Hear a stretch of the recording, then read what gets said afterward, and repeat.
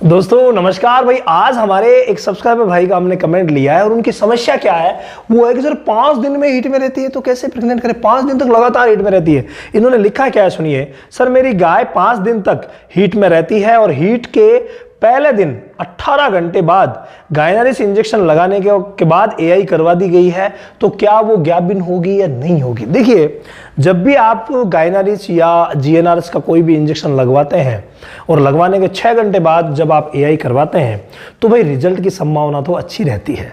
लेकिन आपने जो कंडीशन बताई है ना, वो कंडीशन है लगातार 5 दिन तक हीट में रहती है। तो लगातार अगर 5 दिन तक हीट में रह रही है ना, तो ये बहुत ही बड़ी समस्या है।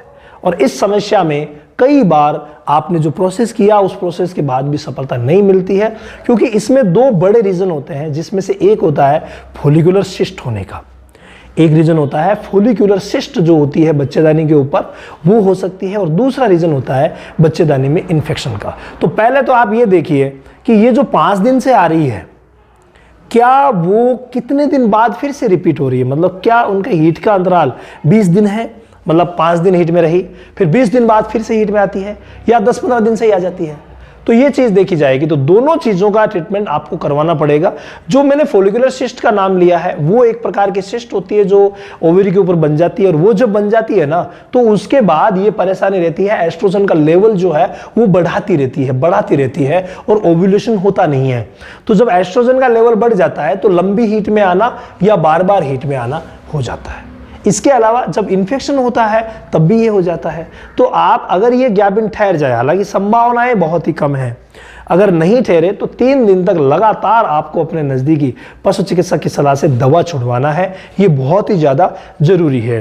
तो ये अगर आप करेंगे ना तो बहुत अच्छा रहेगा। इसके अलावा जो लास्ट के दिन दवा छुड़वाई जाती है, उस दिन जो आपने गायनारिस लगाया, आपने कहा, तो उसको डबल डोज में लगवाना होता है। देखिए, अगर हम बात करें तो जो अंदर दवा छोड़ने की आती है, चलो उसका नाम तो मैं लिख देता हूं, लिक्सन दवा आती है, लिक्सन आईयू करके।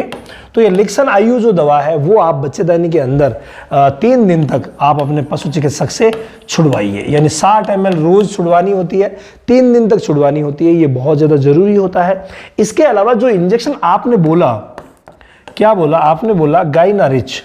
तो ये जो गायनारिस इंजेक्शन है, इसको आप डबल डोज में, नॉर्मल डोज कितनी होती है 5 ml, तो इसको आप डबल डोज में, सॉरी नॉर्मल डोज होती है 2.5 ml, जब हीट में आती है उस समय लगवाना होता है 2.5 ml। तो यहाँ पर आप 5 ml उसको आप इंट्रामस्कुलर लगवा दीजिए। तो इससे सिस्ट में भी रिलीफ मिलेगा और साथ में जो इन्फेक्शन है वो भी ठीक होगा। लेकिन इससे पहले आप डिवॉर्मिंग अच्छी सी करवा करके और मल्टीविटामिन, जो कि सारे के सारे विटामिन मिनरल की पूर्ति कर सके, जैसे मिल्कोफिट प्लेटिनम हो गया, ऐसा कुछ दिलवा दीजिए ताकि फिर उसको रिपीट होने का कोई चांस ना रहे।